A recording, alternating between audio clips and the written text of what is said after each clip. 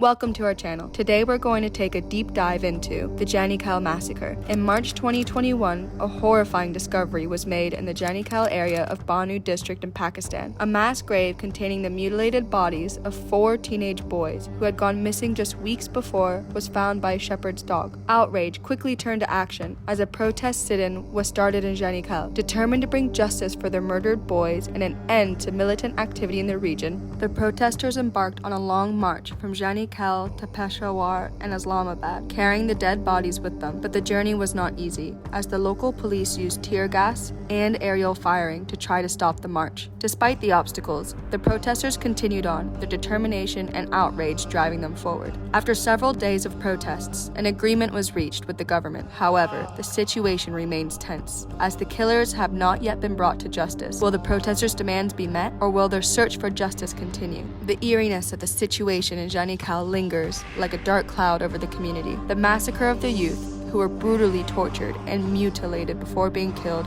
continues to haunt the locals, fueling their determination to seek justice. The protesters are now faced with the haunting images of their loved ones' mutilated bodies and the knowledge that the killers are still at large. As long as the march from Janikhel to Peshawar and Islamabad continued, the protesters faced obstacles and resistance from the local police. Despite the challenges, they persisted, fueled by the determination and outrage at the massacre of their fellow youth. After several days of protests, an agreement was reached with the government. The agreement stated that the government would conduct a transparent investigation into the massacre, prosecute those responsible, and ensure peace by removing armed groups from the area. The locals would be permitted to possess weapons for self-defense, and the government would guarantee that the Taliban and other militants would not be permitted to operate in the area. The protesters' demands for justice and an end to militant activity in the area have not been fully met, and tensions continue to rise in the region. In May, one of the tribal chiefs of Janikhel, Malik Nasib Khan, was assassinated by militants, sparking another wave of protests. The protesters refused to bury the slain chieftain and vowed to continue the protest until the killers were punished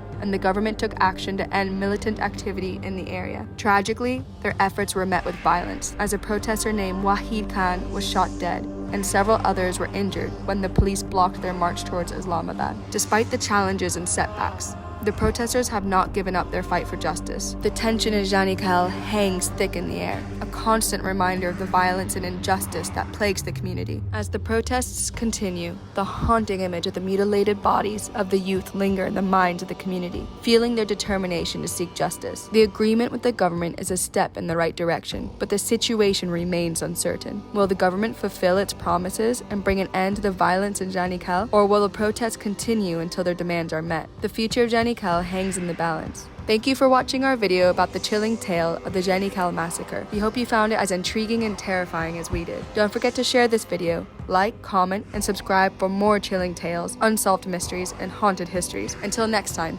stay safe.